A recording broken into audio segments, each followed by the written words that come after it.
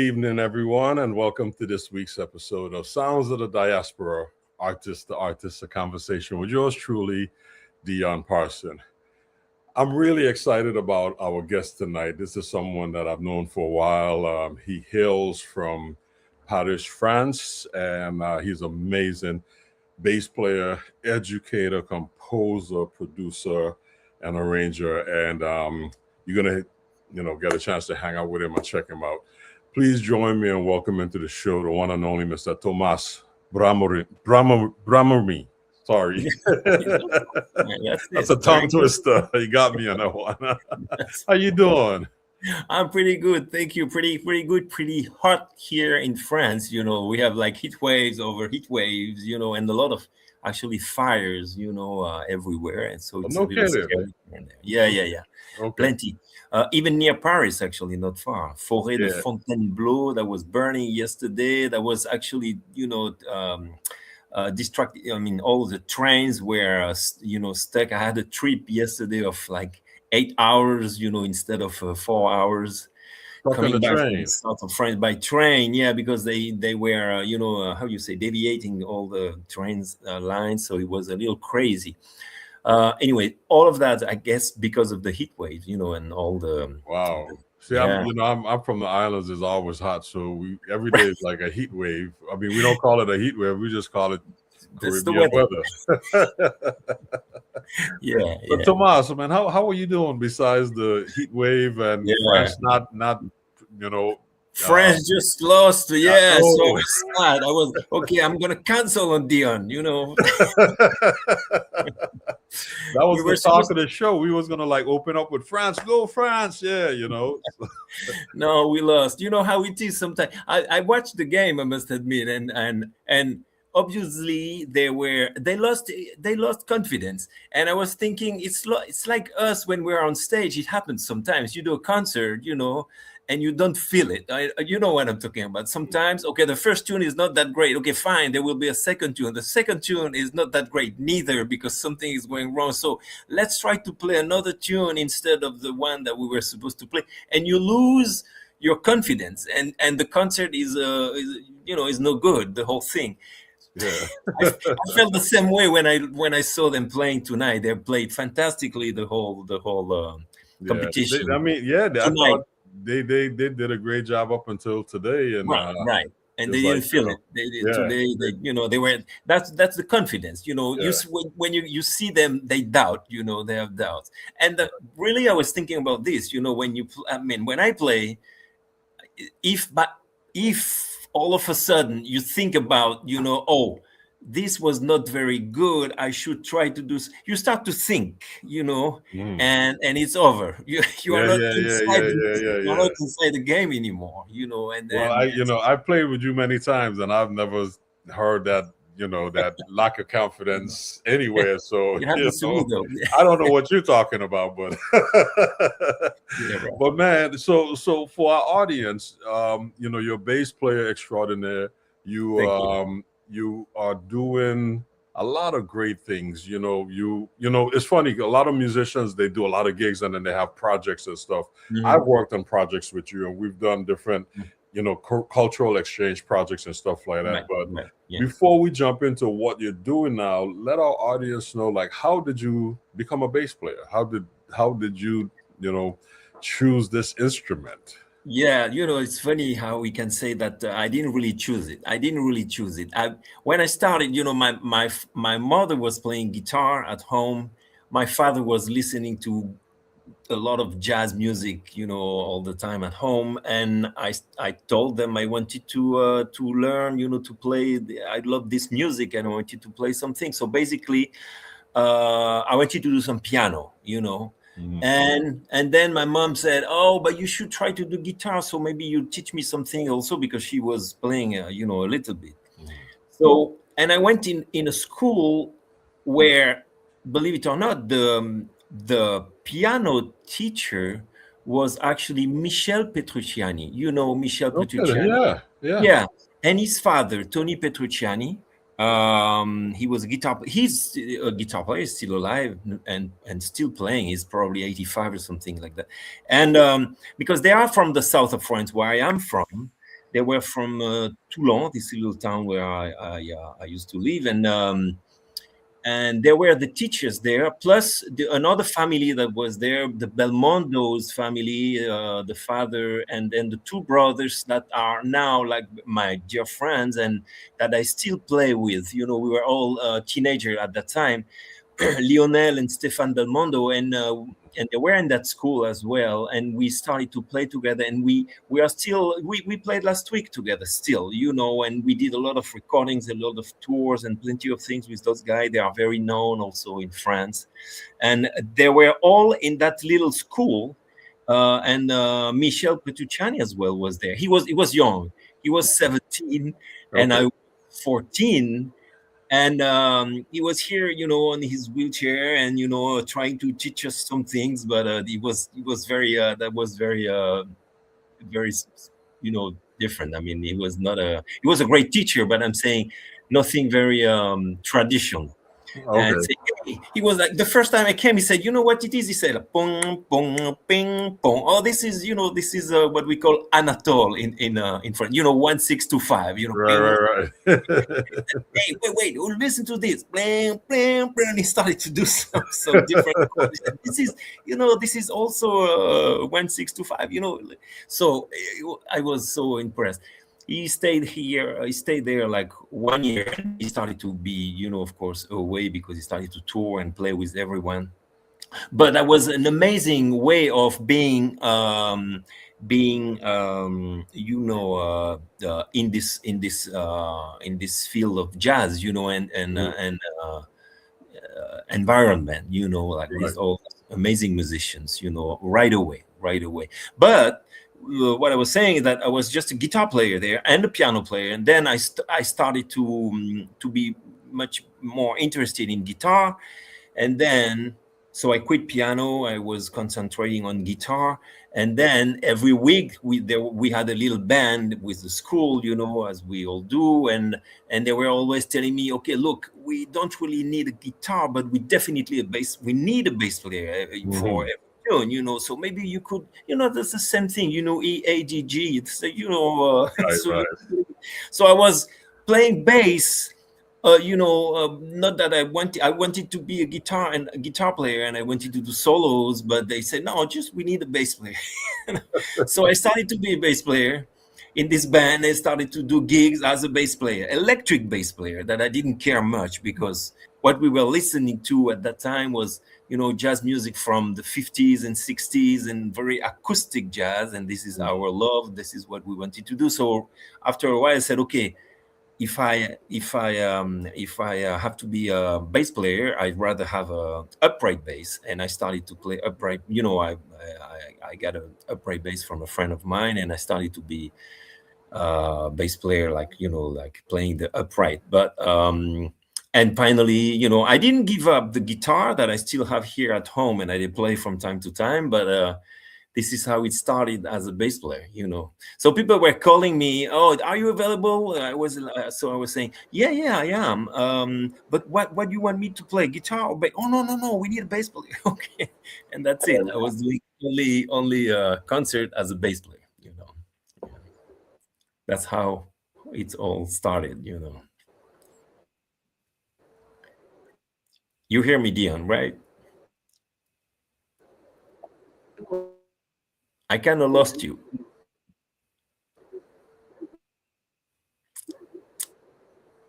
I'm not hearing you anymore. Oops. That's great. That's bass player by default. I can hear you. Yeah. Okay, good. Oh, okay, wow. good. Okay, I'm here.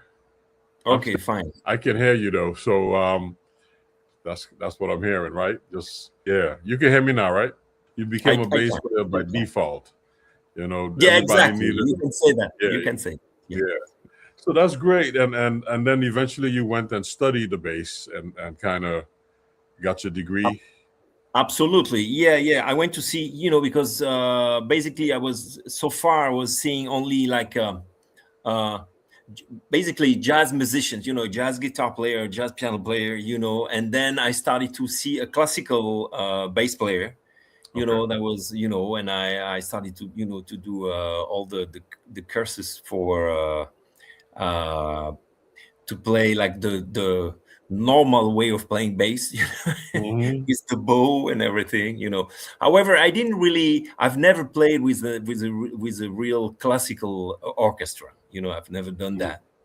But I started to to practice all the the regular classical technique on the upright bass.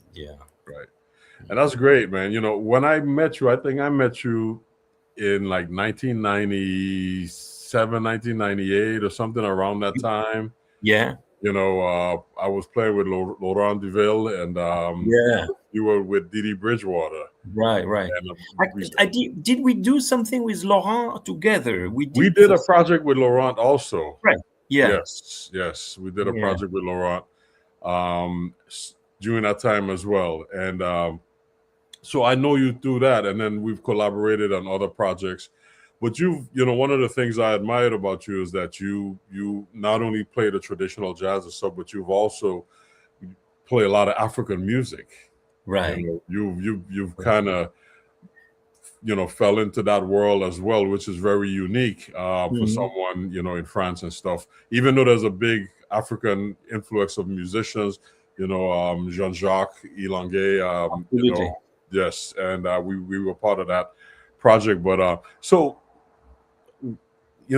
as a bass player, being a traditional bass player, what inspired you to play other, like especially the African music? I think here, especially here surprisingly, I lived in New York for a while, like 11 years, by the way. I was in New York, Okay. And where there is a lot of influences there of music. Of course, the jazz music is there, obviously, and a lot of influences from all the Caribbean music and also South American music. But in France, we have actually a lot of people from Africa and a lot of African musicians, and so we hear that a lot. It could be as well, actually, musicians from, like as we call, Central Africa, but also North Africa, like a musician, that play more like Arabic music as well. Right. So we have all of these influences that are, that we can actually hear in France, in Paris, or even when I was in the south of France, if you go to Marseille, this big town, it's like the second town in France, you have Paris and Marseille. And in Marseille, you have a lot of people also from Africa, from North Africa, and, so a lot of different influences. However, I also played, when I was in New York, I actually played with a musician from, like Arabic musician. Okay. Simon Shaheen, I don't know if you heard of him. Simon Shaheen that plays oud, so people from Middle East. And it was very impressive for me to play with them, and that's they have also another approach of the music, it's very different than what we do in jazz music. But this guy wanted some jazz musician with him, so, and to have some kind of fusion of different type of music. And it was very interesting as well, so I guess, how it is. We are jazz musician, but jazz music has been, mixing different type of music all the time. That's what jazz is, basically. So we have to be open. We are open. Well, for some reason, I don't know why we are. It seems that we are slightly more, I don't know, I'm not going to say more open than different type of music, like classical musicians, they tend to open themselves also to different music, but it seems that it's a little more difficult for them. I don't know, maybe because we have to improvise, so there is the concept of interaction, that is present in jazz music, so that we have to, listen to the other guys, what they do, and try to do something that makes sense with what they play on the spot, I mean, right. You know what I'm talking about. So, and those influences, once you have them, probably it's present in your music, Yeah. No, that's great, because it's not easy for everyone to, transition to other genres. And like you mentioned, being a jazz musician, it's much easier because of the nature of what we do as improvisers.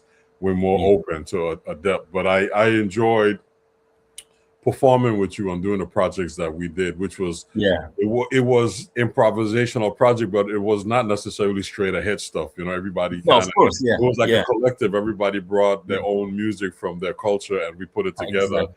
And it was really great. I'm looking forward to the next one. Yeah, let's hope we can do that. Definitely. No, I would love to. Yes. Definitely. Yeah. So, but I know you have your own band as well, correct? Yeah. Even if recently we haven't been playing much, why? Probably because I didn't push it much.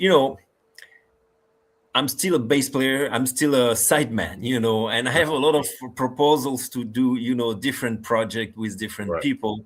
That I'm probably not leader enough to put my own project in front, for some reason. I guess. Well, it's easier to be a sideman. Because I know you learn the music. The person sent you the leader sends you the music. You learn it. You have a rehearsal. You show up and do the gig.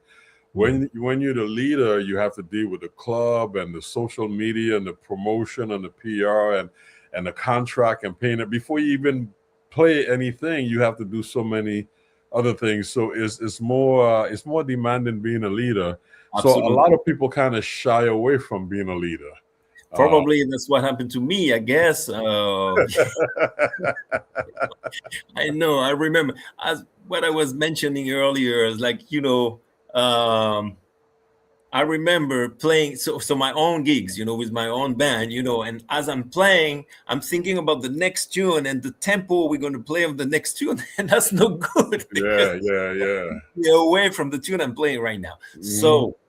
Yeah, it's a lot. It's a lot. It's a lot. But it's as you mature. I think as you mature as a musician, that leadership role stands out, and it's good to do every once in a while to present your music because as many of the greats did, they were sidemans first.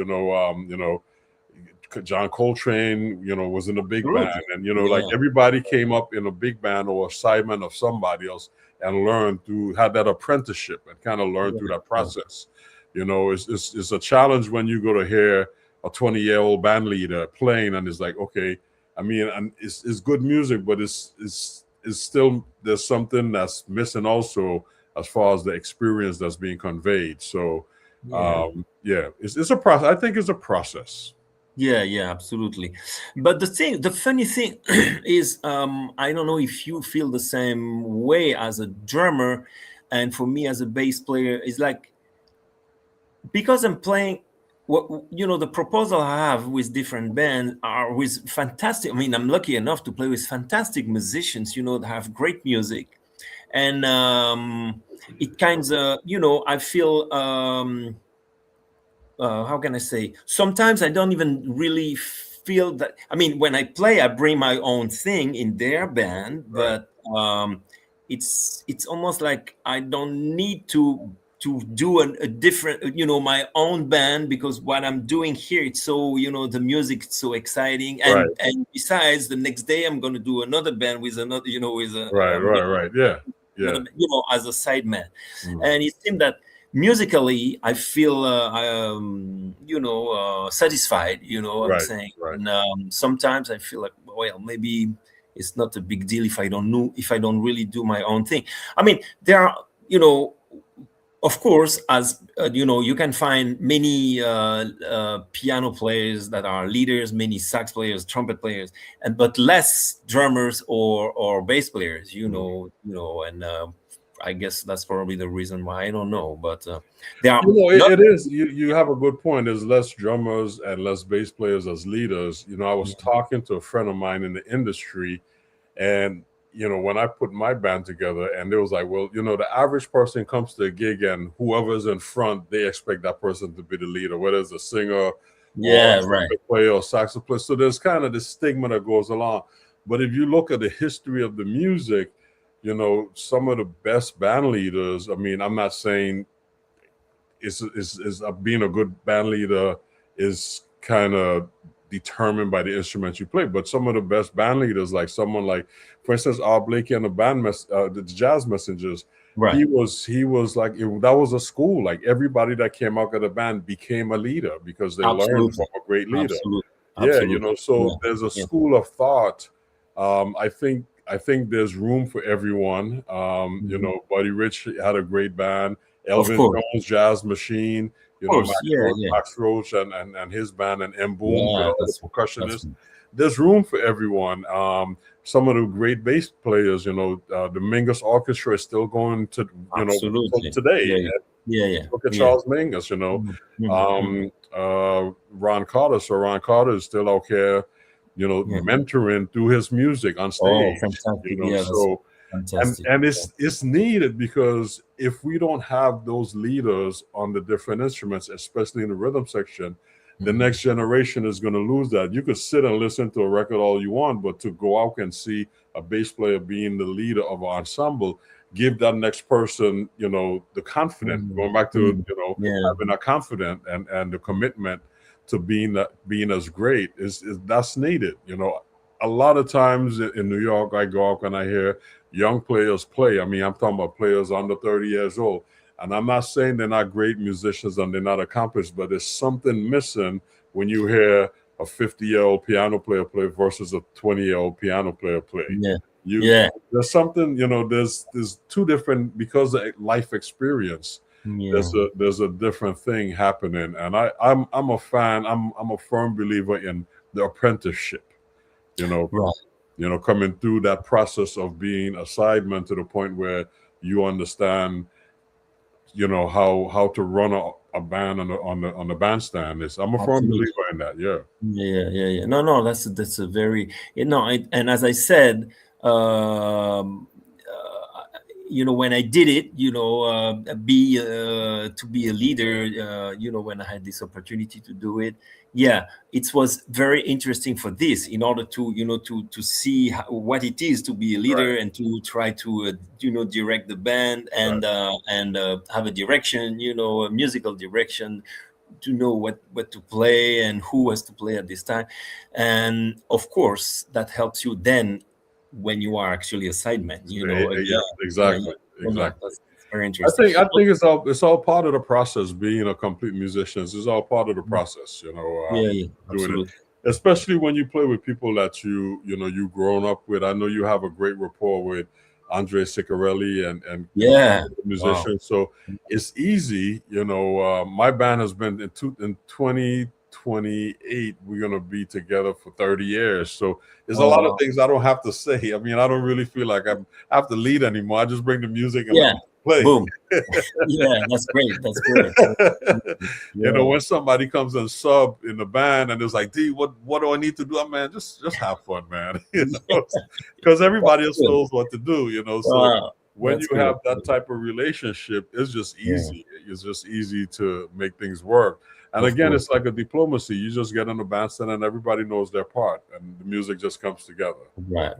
Absolutely. So I know we're going to get into your music in a few, but I want our audience to just tell them a bit about some of the great musicians that you've played with over, almost 40 years, if not more. Right. I've seen you play with some amazing musicians. So just share with them some of the folks you played with. So I played with a lot of course, French musicians. Even if I lived, as I said, in New York for like over 10 years, but I played with a lot of French musicians. So maybe I don't know if I'm gonna give you some names. For example, you were mentioning André Ceccarelli. So I know in the world of the drummer world, is pretty famous, and so he is a fantastic musician, So we did a lot of things. I met him when I was with Didi Bridgewater, and I played with for several years. We did a recording together, a live recording actually in Yoshi's, in Oakland, at this club, and so we were together with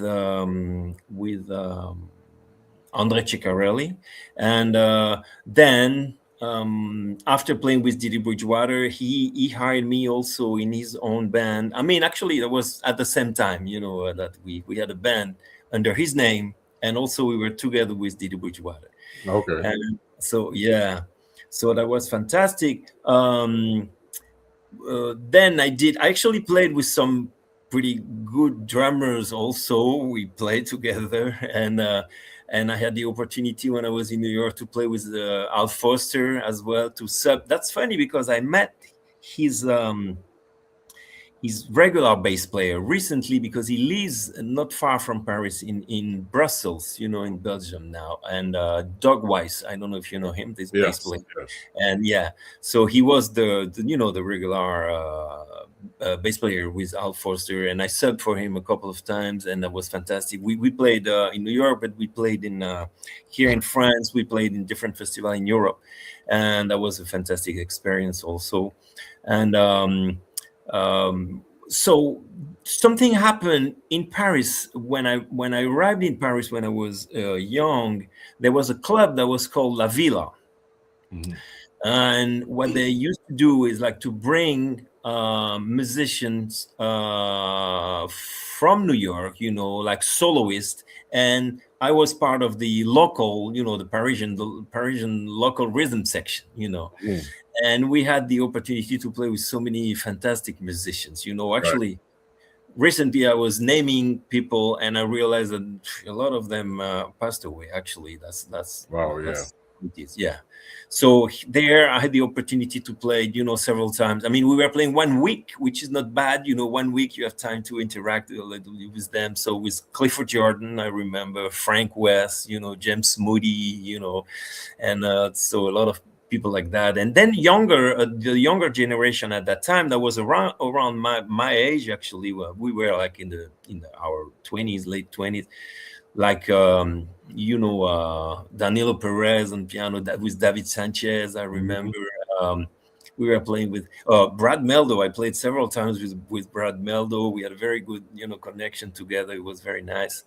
And so other people like that, plenty, like Joe Lovano and Tom Harrell. I remember we did a little tour with Tom Harrell. So all those people, it's a fantastic experiences all the time. Especially now, what I remember more is like playing with older musicians. Right. Like playing with Frank West. It's something, you don't have to talk, just the way when he gives the tempo with his foot, on the bandstand like that. Or I mean, just time feel, so you feel this, and really, when I had this experience of playing like every week there with different musicians, like this level of musicians, that's an experience that that you don't learn in schools. And I always have to say that, unfortunately, to young musicians, when I teach sometimes or do some master classes, I tell them, okay, whatever I'm going to tell you, that's one thing, but there is nothing that replaces the fact to play with musicians, better musicians than you, and try to be as open as you can to catch as much what they are actually telling you musically, and try to interact with them. So so I think I was very lucky to have this opportunity to meet a lot of musicians like that. That was a great time. I remember that time when you could play in a club for a week. That don't really exist anymore. And I remember coming to Europe on tour for 3 weeks or 4 weeks, even up to 7 weeks. Right. Yeah. One band, doing one-nighters, 7 weeks of one-nighters. I mean, it's like, that's brutal, but exactly. It was fun when you're in your 20s. It was fun, but that don't exist anymore. But you again, you were part of that generation that caught like the tail end, like that back end of what the scene used to be like, and have made the best of that information and that knowledge. So congratulations on that, man. Again, when we've played together, it's always been a lot of fun, and likewise, the tradition in what you've heard and learned from being on the bandstand with all the greats. So that's one of the reasons I was like, I got to have you on the show to just share your story. Thank you. Because it's so unique, man. It's so unique. But Yeah. You shared some of your music with us, and we have some songs, and I want to jump into that. There's a group that you have, Asta, ASTA. Yeah. Right. Yeah. Tell us about that group real quick. Okay, very quick. So basically, I must say that this band comes, the idea of the band comes again from, we mentioned him before, from André Ceccarelli, the drummer.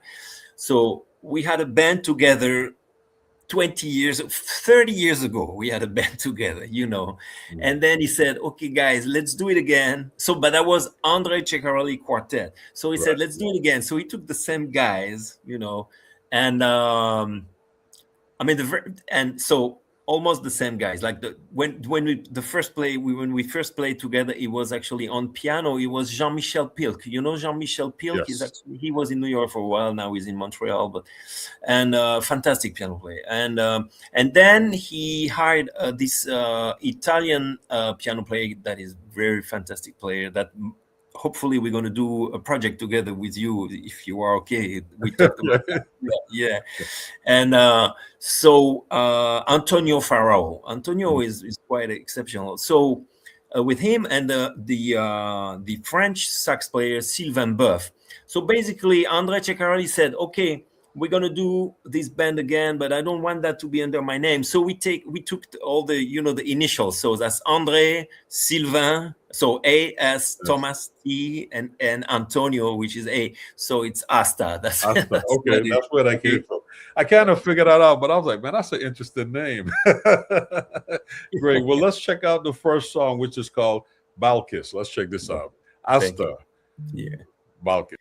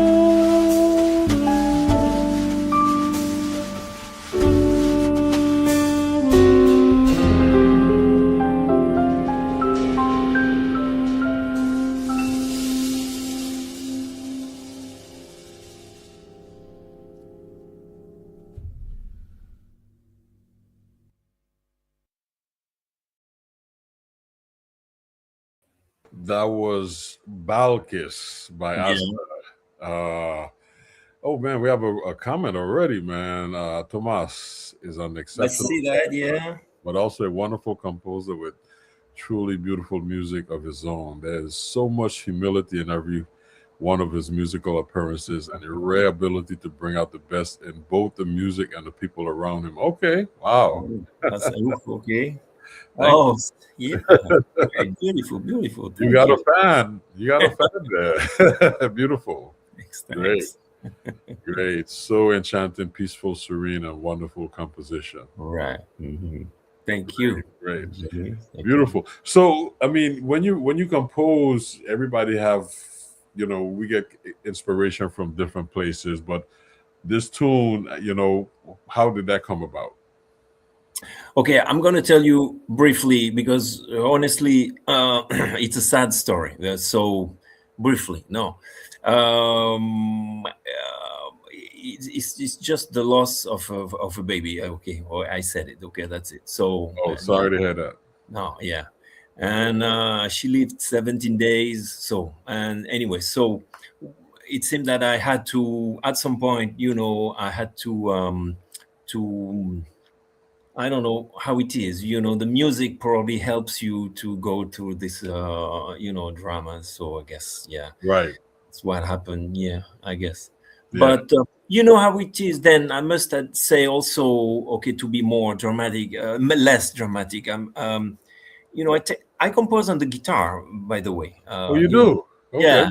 I don't do anything on the piano, so it's all, and neither on the bass. I mean, a little bit on the bass, but mostly So on the guitar. do you ever do any gigs on the guitar? I didn't do that in a long time. I did 10 years ago. I did some gigs again, but it's been over 10 years now.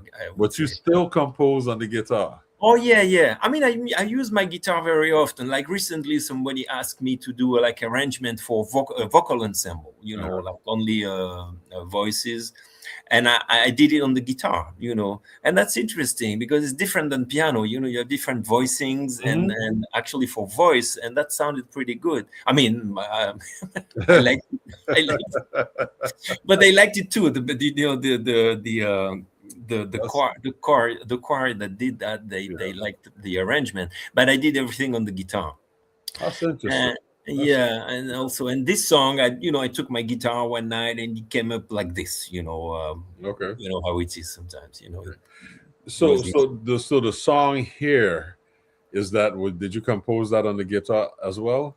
This one, here? Yeah. Definitely, especially this one. And I'm going to tell you why also, because this start in, if I remember well, start in A major. So you have to be a guitar player to compose something in A major. Nobody wants to play in A major. It doesn't make any sense. Besides guitar players, right? Exactly, yeah. All right. Well, it moved to different places, but it started in A major, if I remember. Okay. Well, here's the next song that you shared with us, and this is entitled Here. Thanks.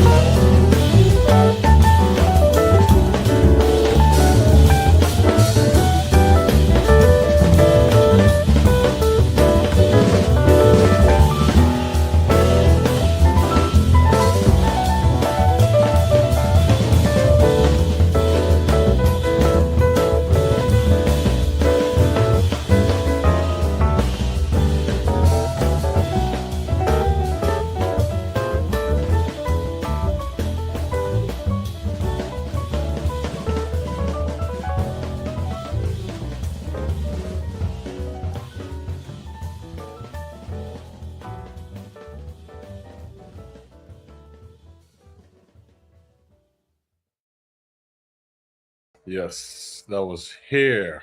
Yes. Right. That wasn't Asta. That was a different group, right? That's a different group. That's actually out of recording that I did as a leader. This one. Okay. The recording, the album itself is called The Side Stories. So that was almost all compositions by myself, almost, and so there was a trio actually. That was the bass, and that was Carl-Henri Morisset on piano, a younger musician, like 30 years younger than me. Him, Carl-Henri Morisset on piano, and Élie Martin-Charrière on drums. Okay. And I remember meeting them with my friend Pierrick Pedron, alto player. I don't know if you know him. He's doing pretty well in France. And so we had a band together. So he introduced me to those young musicians, and I decided to do recording with them.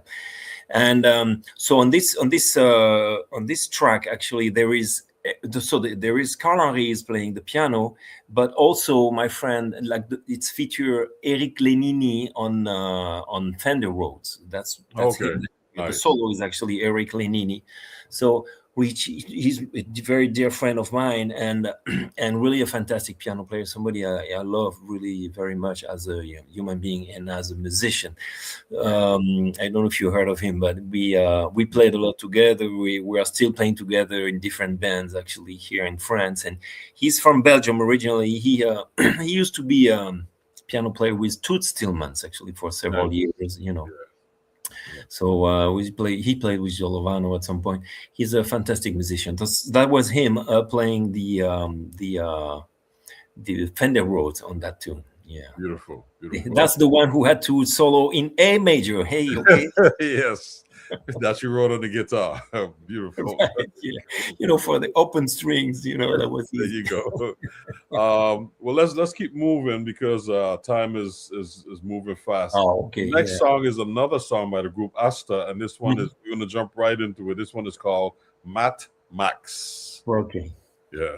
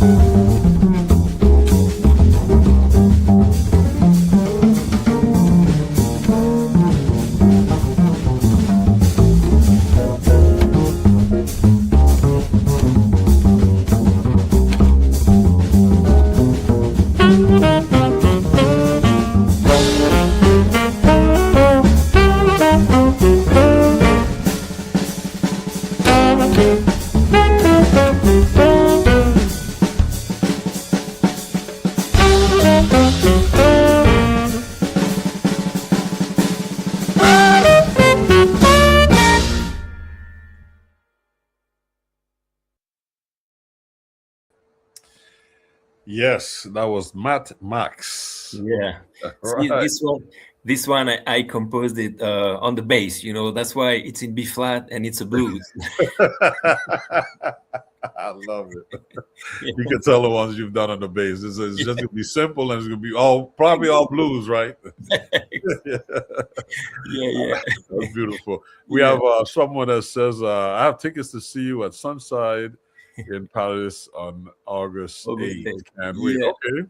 Right. Sunset. Is that Sunset? Is that part of Sunset or no? Yeah, Sunset. Yeah, actually, now they have two clubs. They have one upstairs and one downstairs. You know, the Sunset is actually downstairs where we probably play together. Right. But nowadays they have also another club upstairs. You know, so it's called Sunset. That's good. Yeah. That's the same place basically, but they have two concerts every night. Yeah. Great.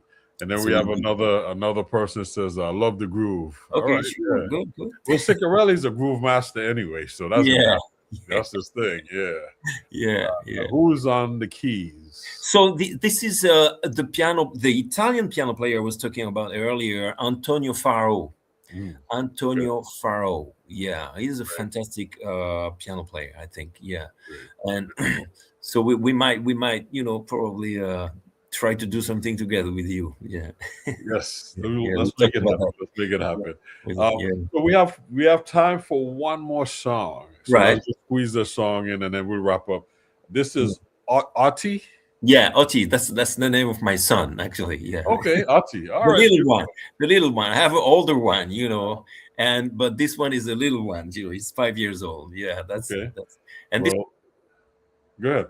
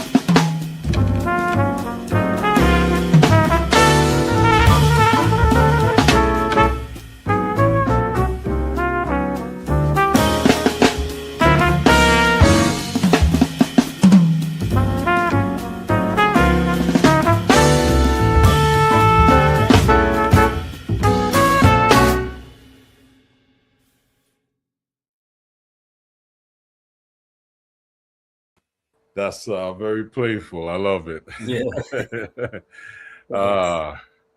Oh, somebody said I can't wait to hear you both play together as part of the Quartet of Europe. Oh man, great. Okay, we got to make it happen then. I guess we have to do it now. We got a request. Look at that. All right, Yeah, all right. we said too much now. Okay, we have to do it. Well, man, time is not our friend, and unfortunately, our time is just about up. But Okay. first, I would like to thank you for taking the time out of your busy schedule and just coming on the show. It's like, what, 2:00 in the morning in Paris right now? It is too. Yeah. But Yeah, thank you. man. No, it was my pleasure. Yeah, thank you very much. So You keeping up. You really keeping those musician hours. Yeah, exactly. Yeah. See, so I can forget the fact that France lost tonight. So There you go. There you go. Yeah, that's a good distraction. Yeah, exactly. Great. So, But okay, before you leave, can you share with our audience any information of how they can follow you, website, social media, anything of that kind? yeah. Okay. Honestly, I don't have much of those things. I mean, you can find me, on social, like regular social network, like Facebook, Instagram, or Messenger, or whatever. But Uh-huh. but I don't have a website. I used to have one, and it's so not up to date at all. So it doesn't make sense to mention that. Yeah. Okay. And Okay. Totally yeah, understand. I'm Hey, sorry. that's what happens when you're so busy, man. You don't need that stuff. So, Yeah. but it's been a pleasure having you on the show, Tomas. Thank you. My Sharing pleasure. My your pleasure. music and your story. I didn't even know you were a guitar player after all these years, Oh, man. see. So we have to see each other more often. Yes. I'm constantly learning something from my guests, and you surprised me tonight. But again, it's been a pleasure having you on the show, and I look forward. We will be in touch, and I look forward to connecting with you and playing with you again soon. Thank you very much, Dion. Likewise, absolutely. Yes, All I right. hope so. Yeah, Well, thank you for have a having good, me tonight. great evening, and good luck to Okay, France next year. okay, okay. All right. Take care. That was my dear friend, Thomas Bramerie. And man, it's always a pleasure catching up with him. We have so much fun together, man. We've made music for many years together. It's been a while, but we will connect and make some more music. It was such a pleasure having him on the show. I would like to invite you back next week to join me with another incredible guest, guitarist, the one and only Mr. David Gilmour, as we bring you another great episode of Sounds of the Diaspora. So look forward to seeing you next week, and you guys take care. Have a good evening. All the best. Good night.